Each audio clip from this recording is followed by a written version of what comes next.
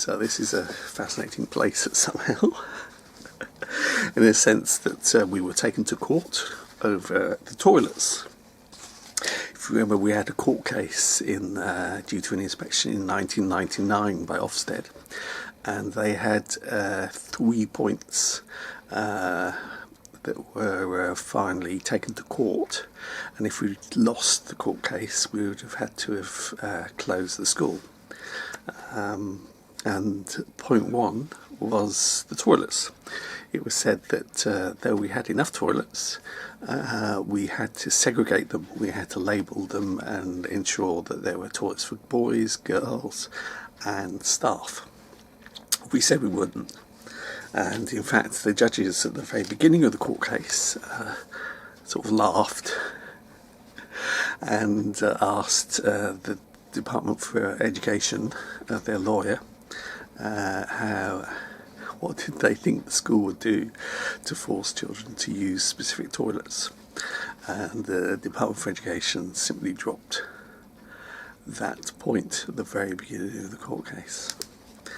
But it's very interesting that there was a time in the house, or in different areas, in fact the house and the shack have had similar cases where mainly the girls might bring to the meeting a case that the toilets that they used were messy and weren't, the boys weren't very accurate with their peeing. And several things could happen. One of them could be that it was proposed that a table tennis ball be put into the toilet so it would float, and when it flushed it still floated, and the boys could learn to hit it. So that was a successful proposal at one meeting. Another thing could be that if it kept on happening, then maybe the cleanest toilet could be put aside for the girls, so that the girls would have a toilet that the boys couldn't use, which would happen, and then maybe the boys might later on, a few weeks later or whatever, try and have it reversed so they could access the same toilets. I was once asked, in fact, by Zoe to be interviewed by a journalist. She laughed and said, "Michael, I think there's a journalist here that you would be great talking to." And then she whispered, she said, "I think he's here to talk about, or to find out about the toilets." And she said, she thought I would impress them with my experiences of being a science teacher at the school. So I went into the room next to the office, and there was a journalist, and I introduced myself as a science teacher, and they started the interview, and I told them everything about the science teaching. And eventually she said, where do the staff live? And I said, well, some of them live in caravans. And she said, well, does your caravan have a toilet? And I said, no, it doesn't, in fact. She says, well, where do you go to the toilet? And I said, well, was this to do with science teaching? And the journalist smiled, and I said, well, I just walked to the nearest toilet, the one at the entrance to the house, or the one next to the classrooms.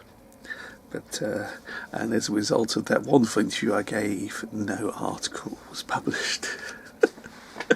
And the reason, possibly, for the interview was this booklet that we produced, me and a friend of mine, and it's got wonderful photographs of Summerhill students, all taken by a class 1 teacher, the youngest kids, called Alex. And in the booklet, which was published to celebrate the 75th anniversary of the school, It publishes sort of extracts from meeting cases and the laws, and from different periods of the school's history. And the laws were published or printed on the 25th of June 1949. One of the laws was, you're number 10, you're not allowed to shit or piss less than 30 feet from any building. So I think the journalist may have read that and then thought, oh, we can get a story about Summerhill and shitting. But they didn't.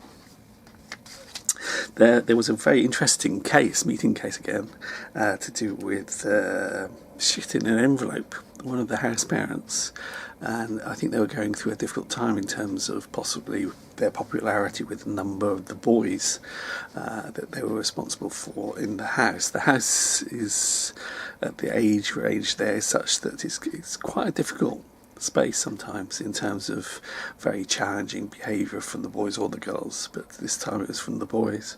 And one boy had given an envelope to the house parent, and the house parent opened it and it contained his shit.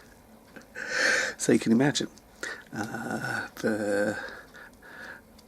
how upset the house parent was, and they brought it to the meeting, and it was being discussed extremely seriously, and the house parent, I think was very upset and may have cried during the meeting, and there were a lot of older kids and staff who were very angry. And then Zoe did what she does sometimes when meetings seem to be getting a bit too emotional and maybe getting a bit too serious. And she asks the boy, how did he get the shit in the envelope? And the whole meeting just burst into laughter. And it sort of broke the atmosphere of the meeting. Just reminded us, in a sense, of the humour of shit and how we can treat things to do with toilets as taboo, as something that is outrageous, where it's just a part of natural life. And Zoe has a very strong feeling about this, and in terms of that. It's like the swimming pool and nudity in the swimming pool. It's just part of life, and she very successfully deflated the outrage, the sort of Victorian outrage that was being expressed in the meeting. How dare someone poo in a envelope and give it to someone?